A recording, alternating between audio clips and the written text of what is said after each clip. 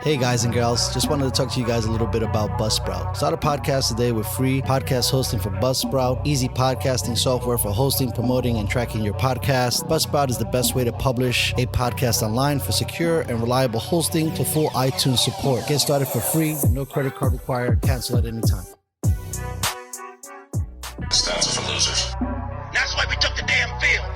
Now, if you want to crown them, then crown their ass. This is what's great about sports. This is what the greatest thing about sports is. You play to win the game. Welcome to the Airin podcast.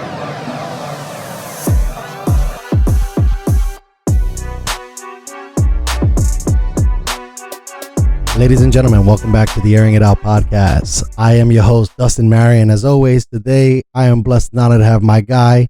I got a new term for him, Captain Saultee.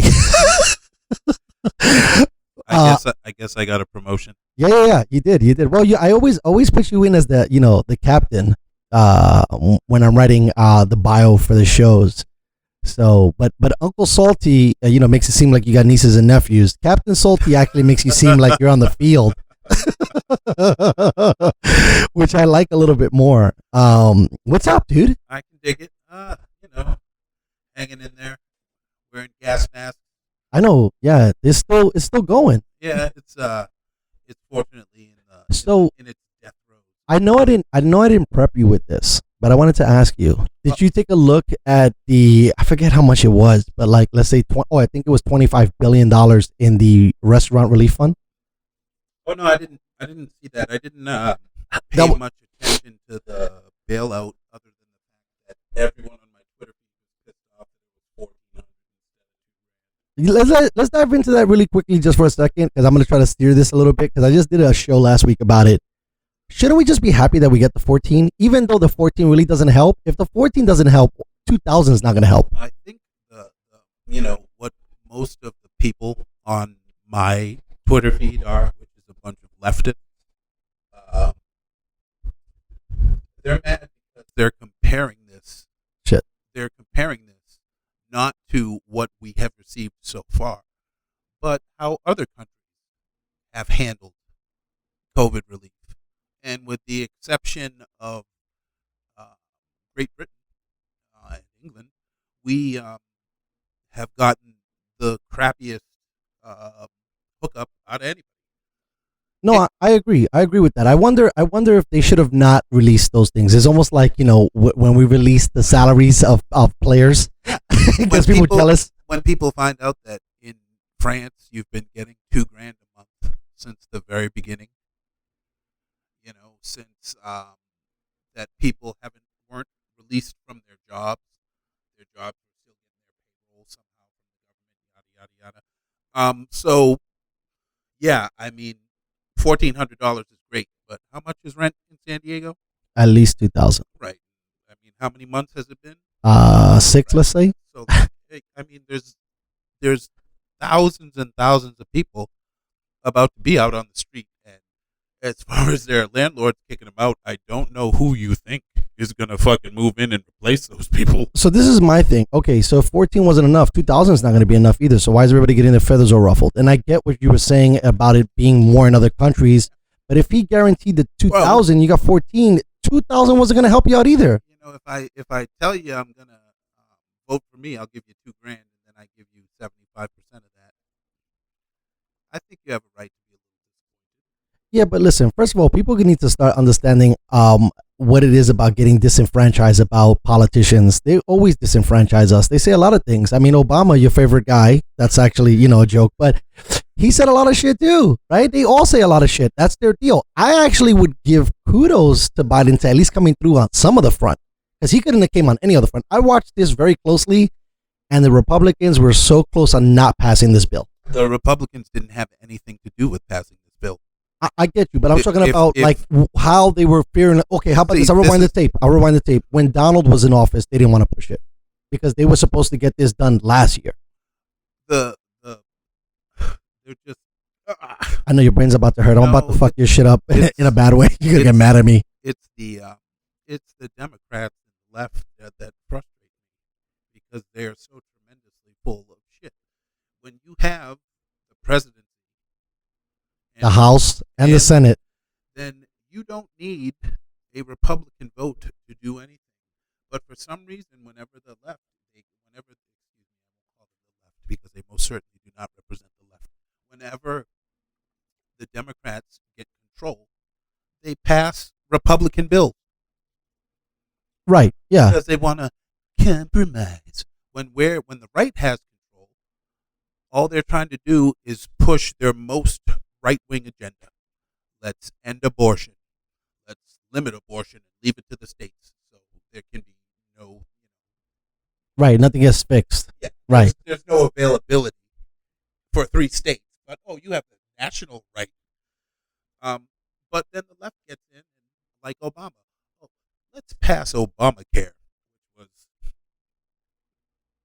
the Heritage Foundation's idea for healthcare, which is a right-wing conservative think tank. Why is the left getting control of government and coming to the Republicans to find bills to pass, and then the Republicans don't vote for the bills that they created? Oh yeah, I'm just, I guess, me and everyone else on my feed. I'm sick of the fucking Democrats because they're garbage. Yeah, no, I'm sympathetic with your cause.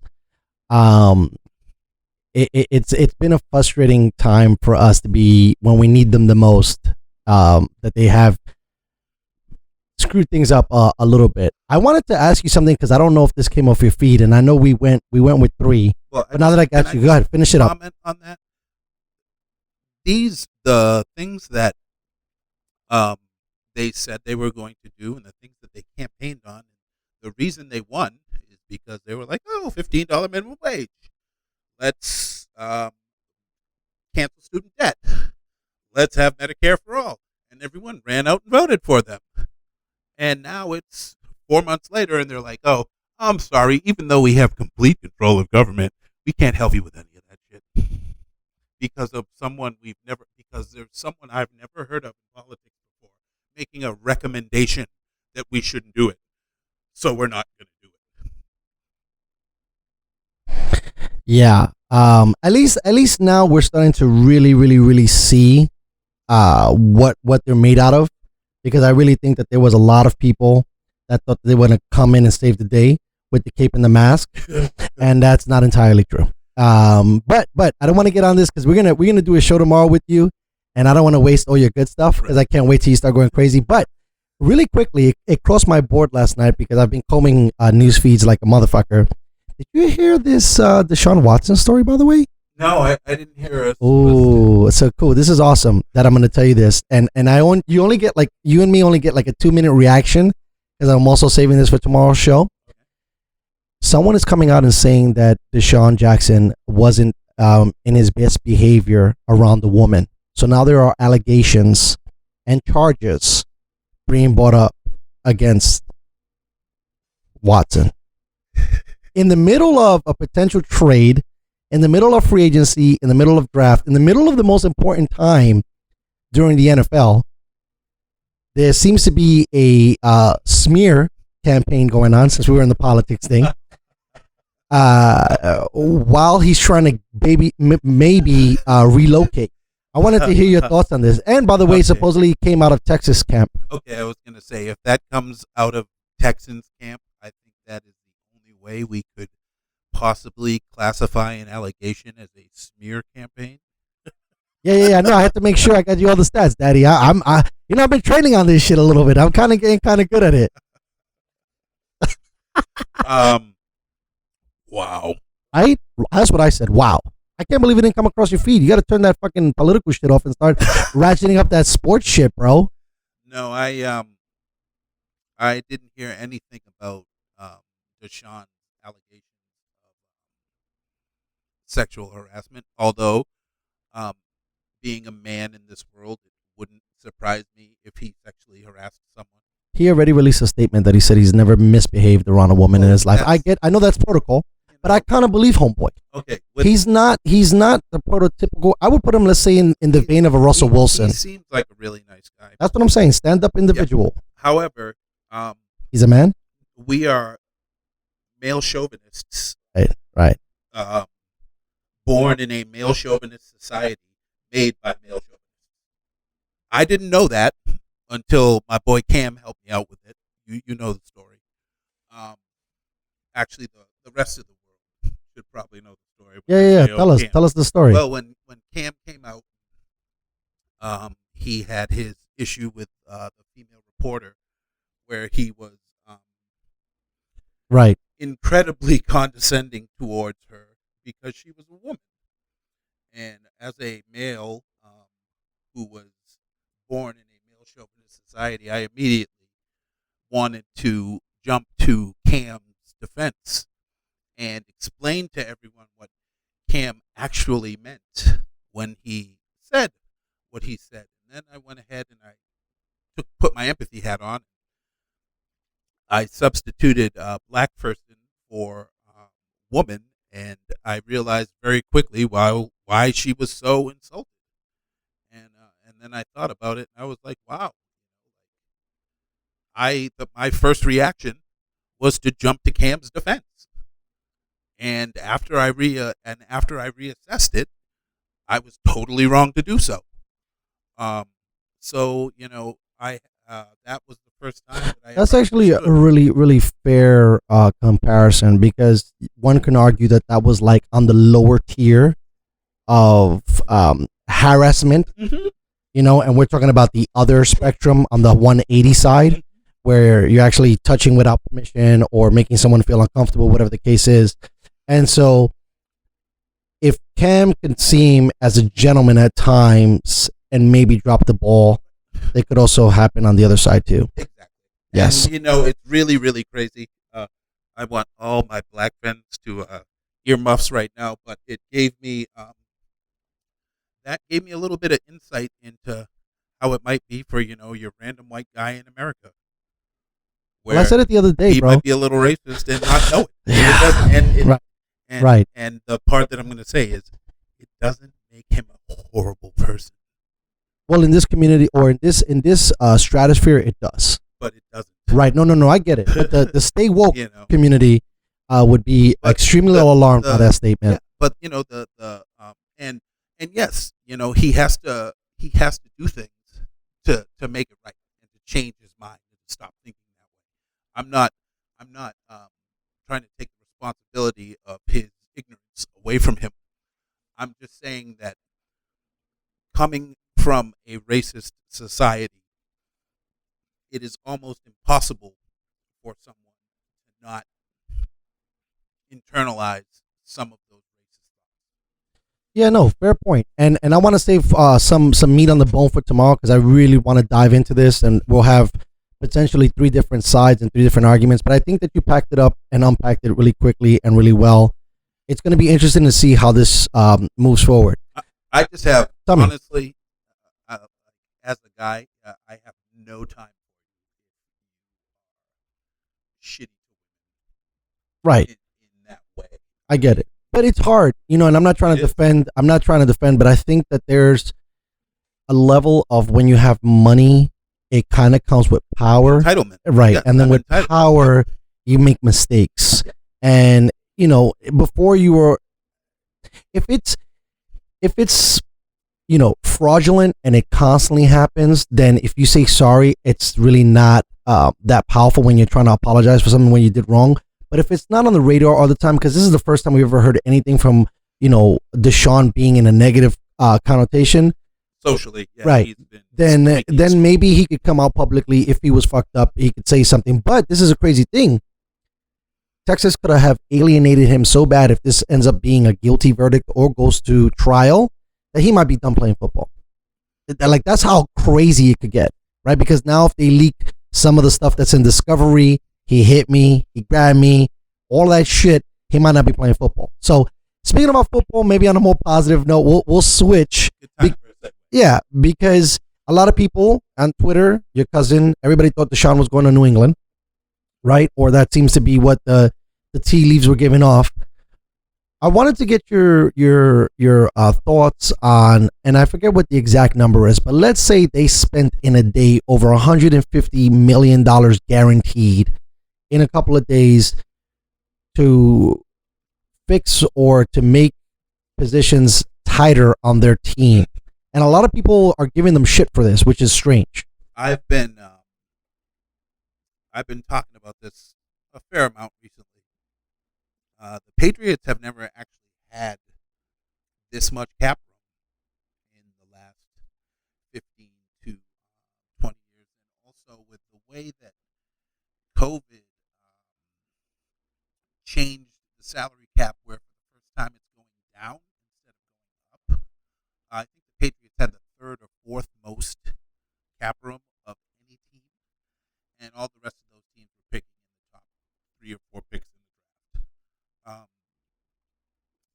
This to me just seems like,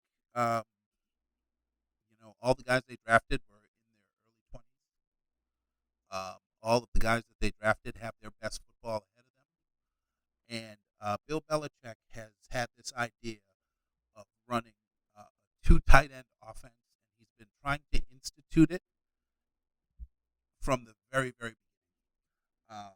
Even with Ben Coates, and they had another guy, I think it was Daniel Graham, and then they got Gronk and Hernandez, who went insane. And the whole time he's been looking to run a 2 dominant tight end offense because of the versatility. I agree. We always talk about it a lot of time on how dynamic it could be, and you could do a lot of things out of it. You can go from goal line to 5 wide, essentially, and especially with the players that he's adding. Hunter Henry, a guy like that, is a legit problem. Spread him out to play wide out and match him up, like the Chiefs do with Kelsey, where you'll put 3 wide receivers on one side and Kelsey split out, with a 5'9" DB on him, trying to stop him from running the slant pattern. I find it fascinating that this might even, because a lot of people are talking about, like, Cam is going to probably come back or whatever the case might be. However, they're trying to package or frame his potential MVP season that's coming up. But I think that Sonny Michel in the ground game is actually going to benefit humongous from this, because if you're going to potentially have 7 blockers, fuck, right? And then what you could do with the play action, what you could do with the RPO, what you could do with the run, with the read option. I mean, now, and a lot of people don't talk about it. Everybody thinks that I know Belichick is a genius, but what Josh McDaniels has also done there has been incredible. And now to have that versatility now, where, like you're saying, now you come out in a tighter formation, but now you check, or you can now audible into something else, and it really now is going to give a lot of teams trouble. My only knock, I like everybody they got. Hunter has not been healthy over the last few seasons. And I mean, granted, I don't think, I think it was like 25, 30 million guaranteed. So that's not a bad investment if homeboy is not going to play the whole season.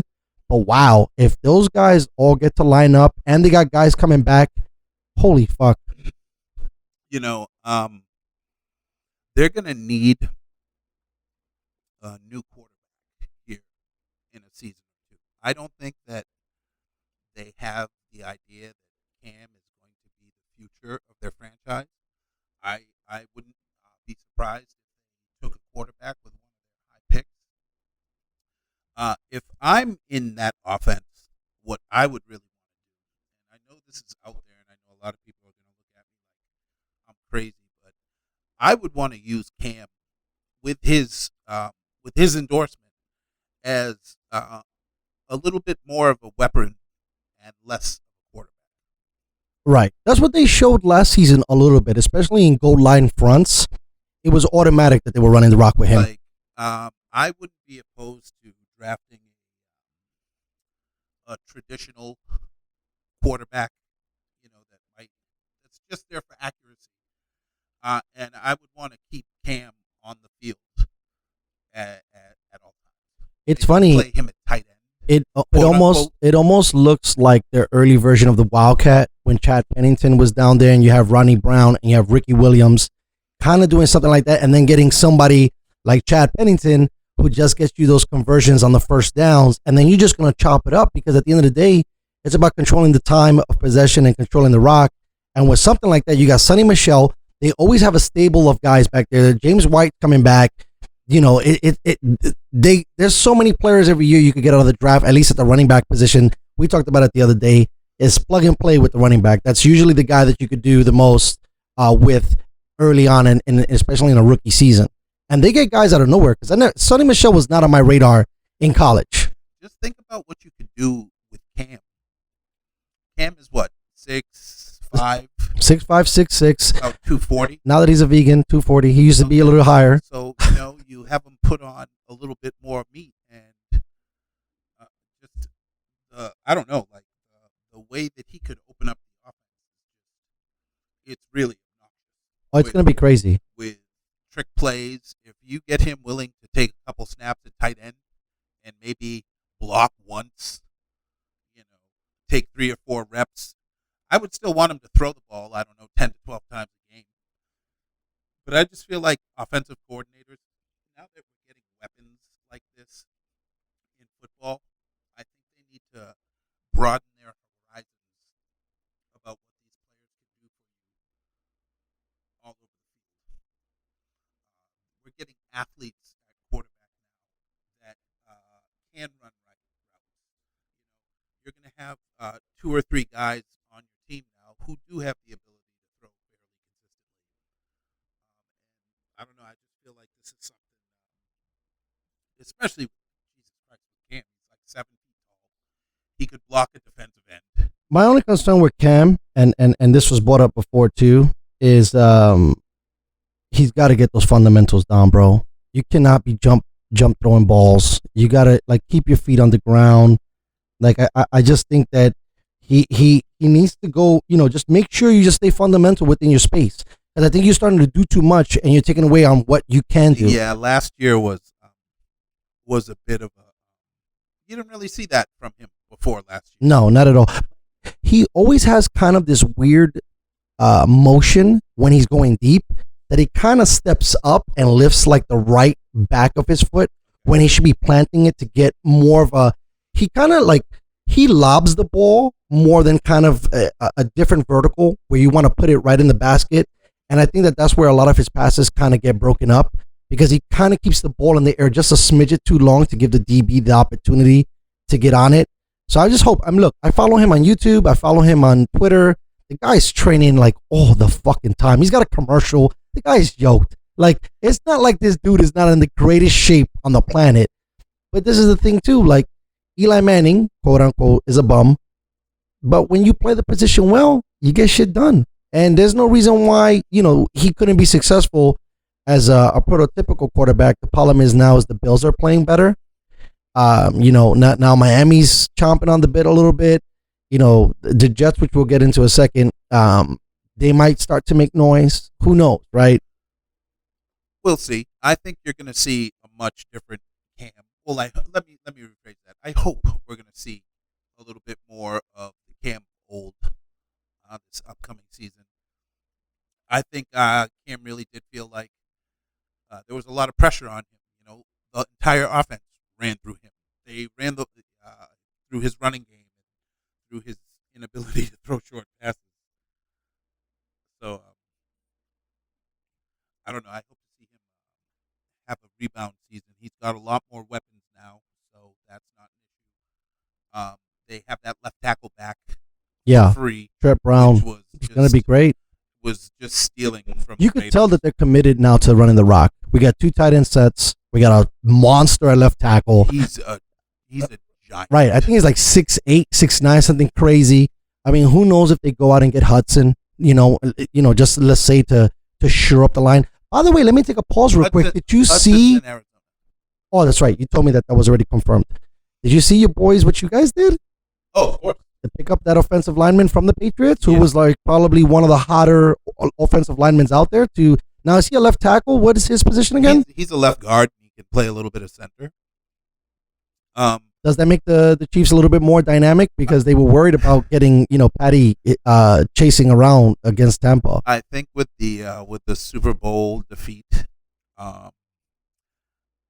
the idea that the Chiefs' offensive line needs 70 picks and 10 free agent signings to be rebuilt is really going around. A lot of people really are the Chiefs didn't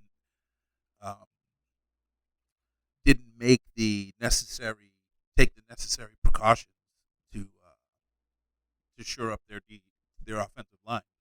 But I've watched free agency, let's say over the last 10 years, and I watch all 32 teams do it, okay? The teams that sign one guy or no guys usually go very far.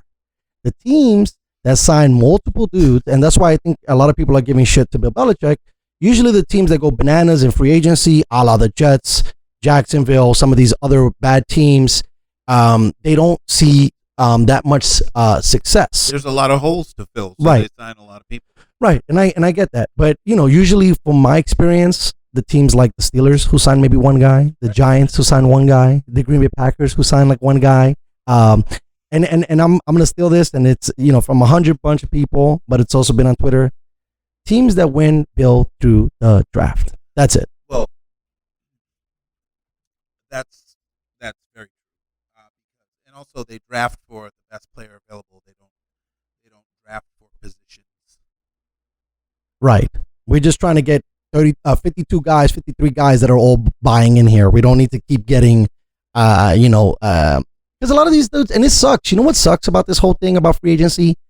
That it's looked at as a money grab for some of these dudes, right? But at the end of the day, I performed.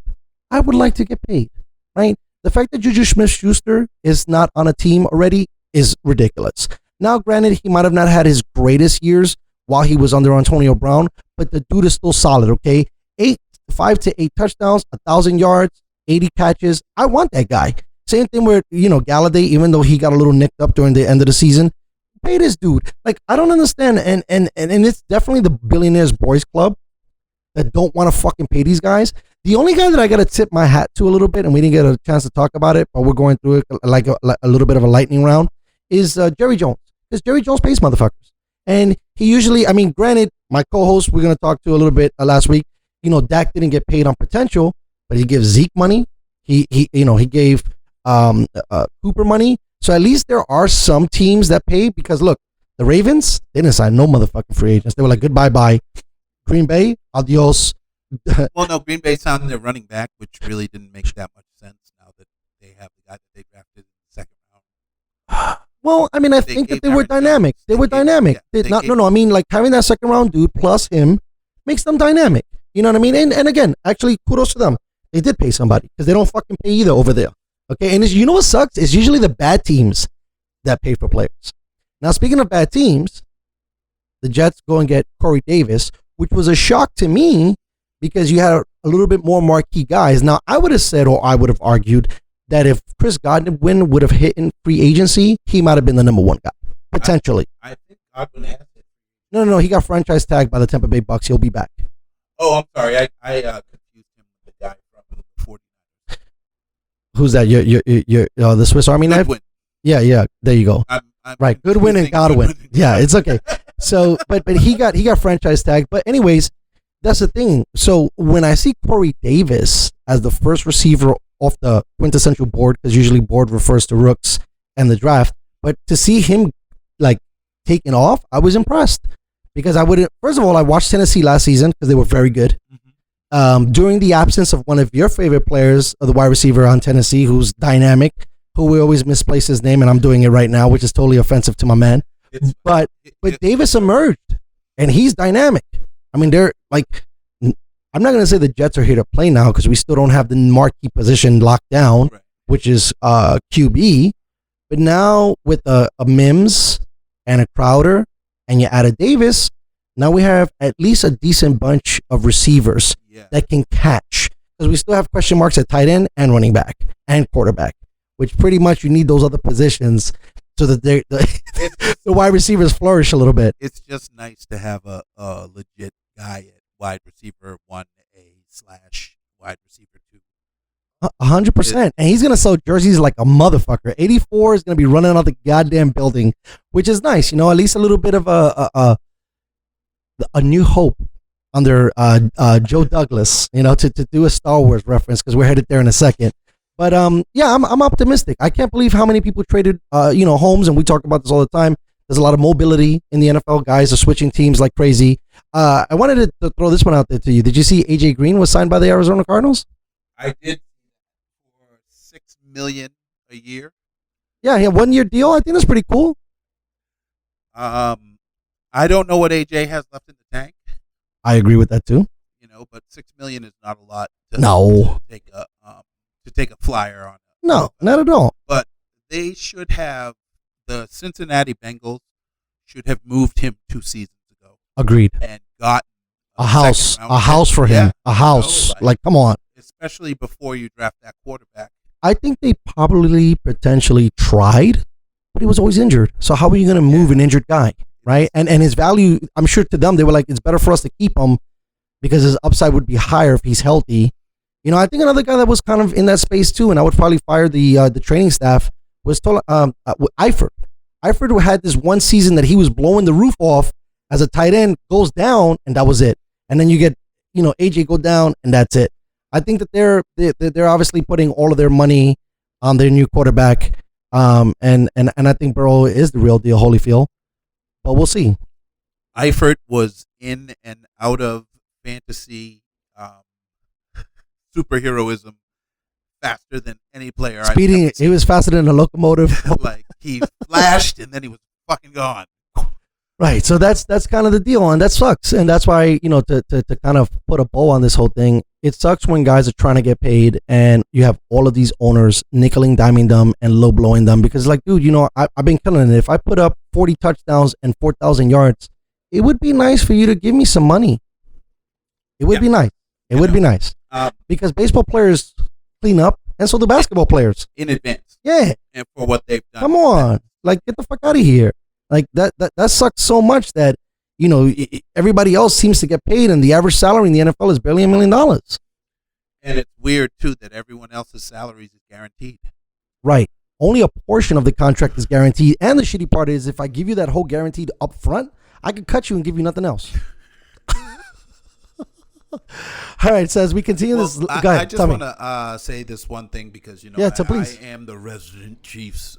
Yeah. Talk to me about them real quick. These offensive line problems that they've been having. Mm-hmm. Ever since Alex Smith was in town, in Alex Smith's 5th game in the last season that he played, the interior of the offensive line completely fell to pieces in week 5. LDT went out. They lost their center. Yada, yada, yada. For the entire season, they were shuffling the middle of the line. The very next year, the exact same thing happened, which was they're cruising along till about game 5, and then again, the injury bug hits the center of the team, and that's when they started to play crappy that year that they won the Super Bowl. And then the defense came together and they went on and they went to the Super Bowl. And then this past year, instead of the interior offensive line just falling apart like it normally does, well, one of the guys opted out. The guy they drafted opted out. And then both of their all-pro tackles got hurt. One in like week 11 and then the other one the week before the Super Bowl.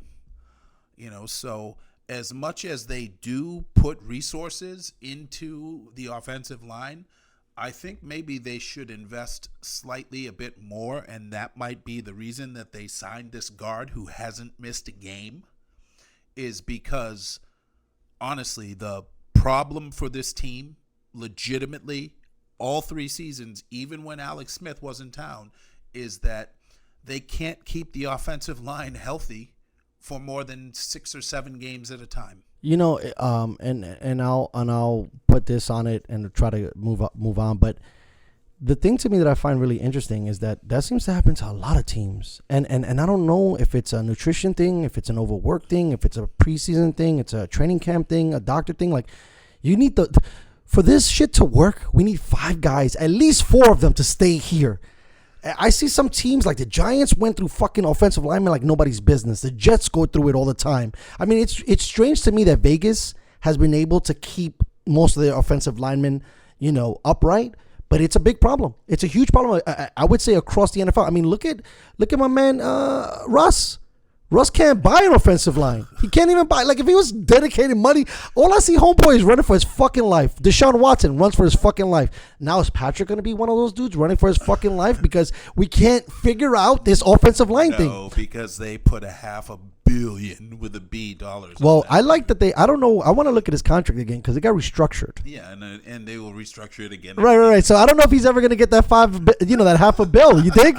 That's the NFL for you. Even the best player won't get paid. Right, but you see what I'm saying? You know, the Heinz Ketchup Company will take very good care of patty cakes. Well, yeah, he's also got the the insurance company thing going on for him too. Which is he's stealing that shit from Rogers. Which is the only thing I hate about him, actually. Too many commercials? No, is that you work for a fucking scum-sucking, worthless insurance company. And yes, I don't care if your fucking parents and you're listening work for an insurance company. They're thieves. And I don't care if you like your fucking health insurance. The only reason you like your health insurance is because you've never tried to use it before. Yeah, no kidding. So, speaking of health insurance, now I don't even know if health insurance would be another great segue to Star Wars. We don't need to segue. So you were telling me Rebels, huh? Did you? Where are you at? You finished it? No, I'm. Let me see. What did we just do in Rebels? The kid cut his hair. Oh, so that's like I think season 2 or 3. Yeah, I'm about 2/3 of the way through season 2. I think Dark Maul makes an appearance on this show too. Yeah, and I like that they brought him back because to be honest with you, we obviously know that the new 3, not the new 3, right? The second new 3. I think as much as everybody likes to gush on that first episode 1, right? Why would you get rid of such a great character? In such a corny way. Right. So fast. You got rid of Dark Maul so quickly. Why did you do that? You had a huge opportunity. I mean, like, he was going to potentially, in my mind, with the makeup and the dual swords and his, stunt work. And fighting a Jedi in front and in back at the same time. He might have rivaled what they did with Darth Vader. Like, he was almost as cool, if not a little cooler. Right? He definitely had potential. Right? Yeah. And then I don't even know why in Solo they like stroke him for like a second and they let him go. I'm like, what are you should I start writing for you guys or what is happening? Did you guys read none of the comic books or none of the novels? Like, why is it that you just flash in the pan these amazing characters? Do you not even know what shit you have that's actually cool? It's like unreal. It's like you can't see your own work. What I really like about Rebels is that the main character, the young kid, trusts hoodlums and scumbags like my boy Hondo. Yeah, no, I liked that too. We're gonna take a quick break here and we'll dive right back in.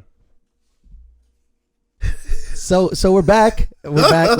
We take a little bit of a breaky poo, like my man likes to say. The poo part to any words always sounds good. So we wanted to dive in a little bit more, and we're gonna get out of here pretty quickly. This was just a little preview to some of the stuff we're gonna be getting into tomorrow. So Star Wars, you are enjoying Rebels. We looked up the other show. What was the name of the other show that we weren't so crazy about? The Resistance. The Resistance. Yeah, I feel like the Resistance is. With the animation and with a few of the characters, especially the robot type guy, that one really feels like it's geared toward children. And also the innocence of the storylines. And one thing I noticed when I was watching Rebels is this isn't a show for kids. People are violently, horribly dying every episode. And it's not like edited out. Like you see pilots burning alive and exploding every episode. So you know what I find interesting too? So we obviously became Star Wars heads because there's no word for us. There's Trekkies, sure. But there's no Star Wars name for us. But so we became Star Wars heads young, right? Let's say anywhere from 5, 10 to 15. Sure. And at least in the original, right, there wasn't that much death. So Obi-Wan dies in New Hope. Yoda dies in Empire Strikes Back, and Darth Vader dies in Return of the Jedi. Well, but also like people in TIE fighters die. Right, that too. Right, so we got a little bit of that. Certain, right? I think that when Dak dies yes. So there's a lot of people are dying. Yes, you're right. They're more, especially in New Hope, because they're trying to battle this big to get into the. No, actually more. Yeah, right. Yeah, and people die. Yeah, because they're trying to get to into the Death Star. trench and they're getting and then shot Death up. Star yeah. 2. Right.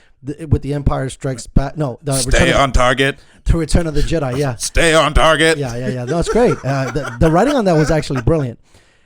I feel like he killed even more people in the second act, and I know that I'm using that term loosely, but in the next three, right? Because Anakin's mom dies, which enrages him to start to become more Vader-ish. He slaughters a group of women and children after that. Sandmen, or what do they call those? Sand people. Sand people. Sand people.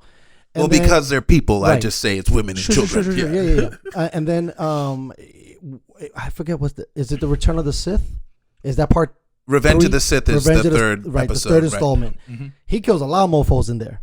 Right? Lot of people kills died. Kids. They show some of the imagery, but they don't really go dialed in. Well, right? I mean, it's in very, very poor taste to show a child get murdered. Right. You mentioned earlier that G.I. Joe, no one ever died because as soon as the plane got hit, they parachuted out, right? Yes. Now with these shows, it's weird for me that they're still introducing death because, like you said, a lot of people die in Rebels. Violent, horrible deaths. I don't think this is children material, is what I'm saying. Now, maybe the Resistance, they went in a different direction, and Disney's kind of getting the cue, like, we just can't be killing stormtroopers like nobody's business, because they're actually potentially clones, and clones are actually humans, And rebel pilots. Oh, that too, right? Everybody. I mean, even in what was the Clone Wars cartoon show? There's a lot of death in there too. Clone Wars was right. A lot of people are dying. Very, very violent. Wookiees are dying. Stormtroopers are dying. Pilots are dying. Do you remember General Cray? I think it was. Might be. I haven't. It's been a minute. The Jedi with the 6 arms. Oh yeah, the robot. No, the General Krell. Okay. He was the guy that kept sending the clones right down the middle of the thing to get shot to hell time after time, and then they figured out in the end that he was a sympathizer, and he ends up murdering hundreds of stormtroopers with like 3 ignited lightsabers. You remember that? Is it the guy that was like half machine, half human? Nope. No. So it's a different guy. This was a guy who was like a frog species. Okay. See, I got to go back. It's been a minute. I'm glad now with painting it with a broader brush. Right. But there's so much now tapestry. You have 9 total films, right? You have 3 cartoon shows. And within the first show, I think they did 7 seasons in Clone Wars. They did. And a lot of them were really good. With Disney. Yep. That was pretty cool. And then I think the Rebels only goes up to probably season 4. And now you got the Mandalorian. And now you got the Resistance. So overall, there's a lot of death. I just find it a little weird that it's geared to kids when there is a lot of death. And a lot of that death goes over their head because... There's a picture of General Krell for you. Okay. I've never seen that character before. Yeah. You're more dialed in with this whole Star Wars thing than I am. I've watched the Clone Wars probably... Like on repeat. You're talking about the whole season. I've probably watched each season at least twice. And General Krell is a Jedi, and he's got 6 arms, and he wields 2 dual-edged that was probably the coolest thing, because we were talking about Darth Maul a second ago. One of the newer, cooler things that came out of the Star Wars world was a double-edged. Sure. Yeah. Right? Because everybody loves what you could do with a staff, how you can wield it and spin it, and then you make both sides, hot lasers that cut through anything. It's kind of cool. You should really see some video of this guy doing his thing, because it's really something else. I mean, he killed 20 or 30 clones in about a minute. Yeah, they didn't really care too much about those clones. They were just giving them away. It was funny because they start talking about it, and I never really thought about it, but these guys are combat slaves. Right, yes. That's 100% true. And I never really thought about right. What a disgusting idea that was for them to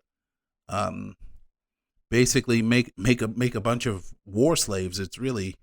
Yeah, it's very interesting how they touched on some of that stuff and how war, and global domination and all this other stuff. I thought it was kind of cool that they actually didn't pick clones for the new 3. They actually had regular Joes that they try to enlist, but then they started to defect because it was so crazy, a la Finn, And so I think they should have dug into that more. I know they dug into it a little bit, but I definitely think one of the things that they screwed up was with the last 3 was having so many visions with originally the show. I think I might have seen him briefly. He looks like the guy or looks like the character from the underwater phase of Jar Jar Binks.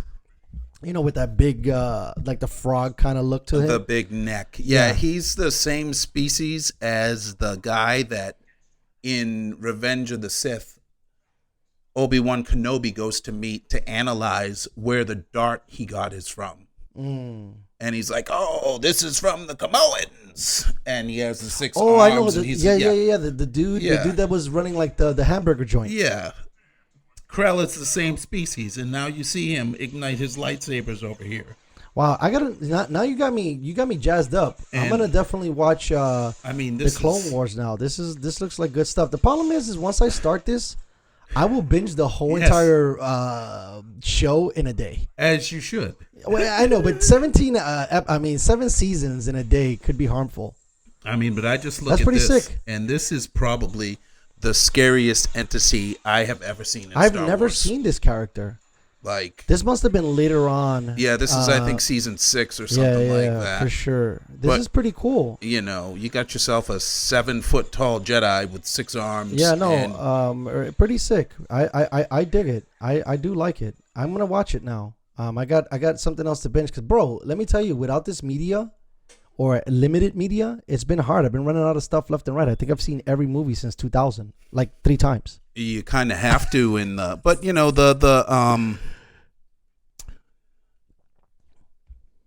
COVID is in its last grip. You think so? Because of the vaccine. You sure? Just because of the vaccine. Because so many people are going to have the vaccine soon that I think it's going to start to choke the virus out a little bit more. Because it's going to have a tougher time spreading. Well, we can get into it a little bit more tomorrow as well. But I read an article a little bit about Fauci and how Europe has, loosened some of the lockdown stuff. Right. And they're getting surges again. So I just don't know, like, is this going to be a thing where every time there's a surge, we go back into a lockdown? Well, we've only really done 2. Are Right.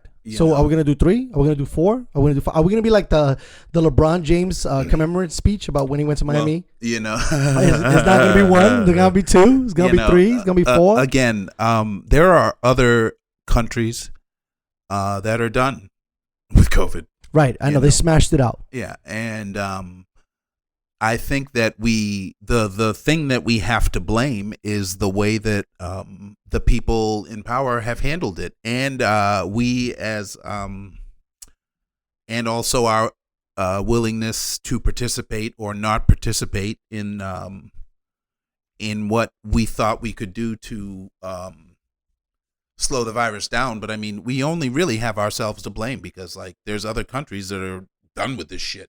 So I don't want to say ourselves, like you or me and the people, but the Fauci's, the WHO, the CDC, the current president, the former president. I really feel like the prior administration was really trying to preserve the economy at all costs. I think that's important, but it also was dangerous because, in preserving the economy, we hurt the economy, which was a strange byproduct of us trying to protect something. Right. And I think everyone feels bad about what took place with the ventilators. Yeah, that was a shit show. Because not only was there a lack of them going around, but it turns out that you were kind of lucky that they didn't get you on a ventilator. Because isn't that crazy, bro? It's crazy. And I still remember. If you needed a ventilator and didn't get one, you were probably gonna die, right? But if you needed a ventilator and got one, you were probably gonna die. I love it. So it's really, it's just see, that's one of the things to me that's just the craziest thing about a new disease like this is, and health in general is like nobody really knows what the fuck is happening. But and I know this was a novel virus, right? But what I really started to look at is and this might sound stupid.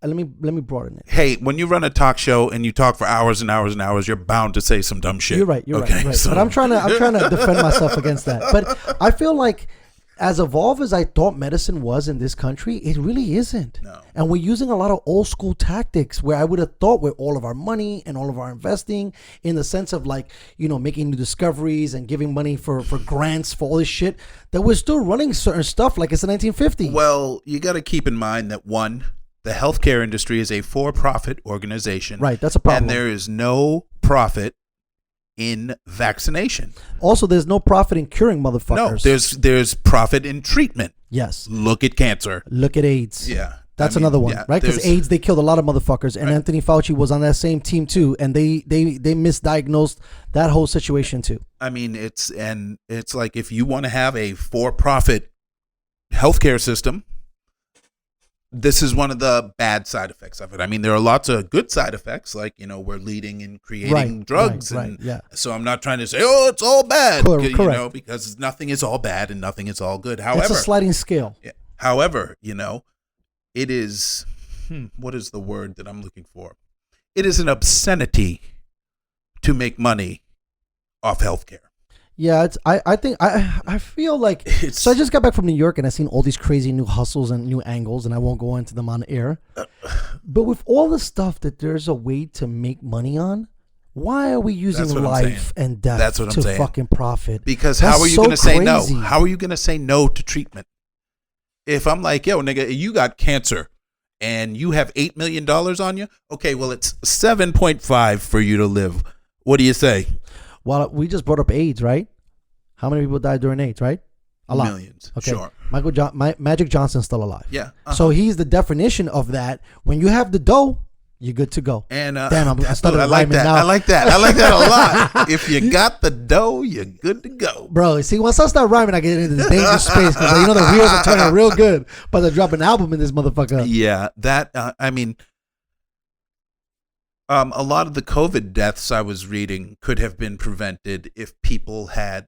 It's the only thing about politics. It's like the reason I'm on the left is because it doesn't make any sense to me that police will come to your house and have a shootout on your behalf for free. Like they will shoot at people and literally risk their lives. And if you're black, you're lucky. They'll shoot you too. But, they'll come to your house. Keep your head down. They'll come to your house and they'll literally have a shootout, and it's covered in your taxes, which makes sense. I mean, would it make any sense to have to pay the cops out of pocket to investigate your murder?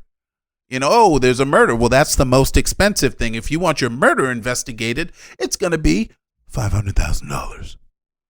But you can have this murder insurance that you got to pay $300 a month. Now, how does that sound to you? It sounds fucking obnoxious. Same thing with the firefighters. Oh, well, you got a firefighter. Well, you only, your firefighter insurance only... only covers the living room, not the bedroom. Right? Oh, was the fire started in the bedroom? Sorry, you're fucked. Exactly. It's like, well... And when the firefighters showed up, of course you would give all of your money for them to keep your house from burning down. For real. But yet if you get burned in that fire, or if you get shot in that fucking shootout, you're going to go broke paying the bills unless you're rich. End of conversation. Well, isn't it the same thing, like, when you're talking about even those policing neighborhoods, right? I'm sure the response time in Beverly Hills is very different than the response time in Baltimore. And the response and the manner in which you are responded to is probably drastically different as well. 100%. You know what I mean? Because and these are the kind of things, like I said, I said it in another show, and we'll start to come to the end here a little bit so we can get some of the other stuff ready for tomorrow. But it to me, it's alarming that how some of these things are handled and the way we spend money grossly on some of these other things, yet there's other stuff that's not looked at and not prepared in the same way, right? And we're giving, $6 billion to the NYPD, yet they still don't know that if you put your knee on someone's neck, they will die. How about that? Especially if you put your knee on their neck for over 5 minutes. Okay, well, I'm not saying that that was a New York thing, but they're still employing some of these moves. well, here's something that like I feel like just like what's their budget for the year? Who? The NYPD? Yeah. $6 billion. Okay, it's $6 billion. It's like the Yankees payroll. Now, if I were to talk to you, Dustin, and I say, Dustin, what I need from you is I need a projectile weapon that's going to incapacitate somebody without killing them. Here is $6 billion to develop it. Do you think you could come up with something? Bro, this guy's sending my guy Elon Musk probably spaceships to outer space for less money. That's what I'm saying. It's $6 billion for one year with all the overtime and all the bullshit. Like, you mean to tell me you with $6 billion you couldn't come up with a gun, quote unquote, that fires a projectile that isn't a bullet and isn't going to go through somebody to kill them, but instead it's going to stick in them, and initially it's going to shock the hell out of them. And right after it shocks the hell out of them, it's going to administer, say, that same tranquilizer that we shoot in a wild gorilla that gets loose in the street. Now, for some reason, this gorilla that's running in the neighborhood in LA, say, that entity is a danger to any human that it comes into contact with. A wild ape could attack any human it sees. So you'd think, oh, well, we'd use lethal force. But no, we shoot it with a fucking dart. I think the big collective on all of this is simple. They could spend that money. They should. But they don't want to. Not only that, the lobbyists that make ammunition, the lobbyists that that go in to drive people to make decisions on ammunition, on weapons. But who do you think is going to manufacture the gun?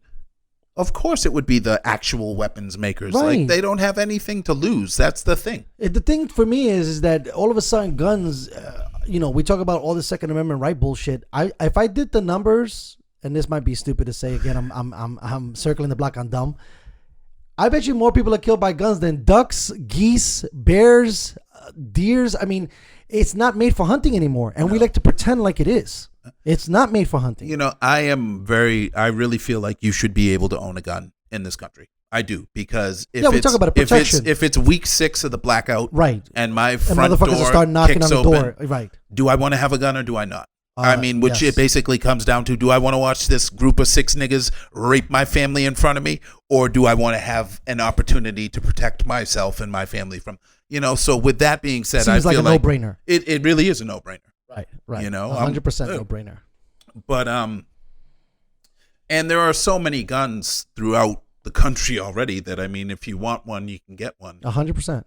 But I just don't feel like, if you're trying to bring me to justice, quote unquote, which is a jury of my peers, why do you have a lethal weapon?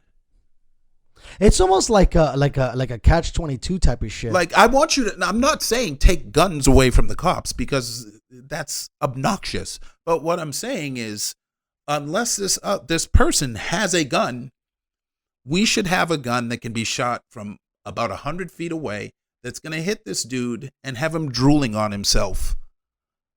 And why we don't, when we spend $6 billion fucking dollars every year to get these people to police one area. Right. You could just take the money that the state gets sued for every year. By the way, for killing. They have another $1 billion. That's what I'm saying. Just for that. Like, just to defend. You could just take that 1, 2, 3 years of that. We got sued because we shot this motherfucker in the back 36 times between 2 of us. Right. Maybe take a little bit of that money and make a gun that will just make dude crap his pants and pass out. We're gonna put this this story on pause for a sec, and we'll refinish it for tomorrow. But I wanted to say a couple things. First of all, we were talking a little bit about TV and film.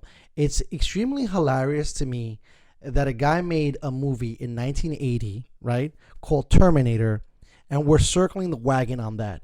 AI is a thing Oh, now. my God. The end of the world is potentially a thing now. Judge Dredd was also a movie. And now we have Judge Dredds in the streets because this guy is not only the person that's arresting you, he's the jury, the judge, and the executioner. That's fucking beautiful. Right? Thank you guys so much for listening. Stay safe, stay healthy, and we're going to be on tomorrow, and it's going to be fire. Take it easy. That's it.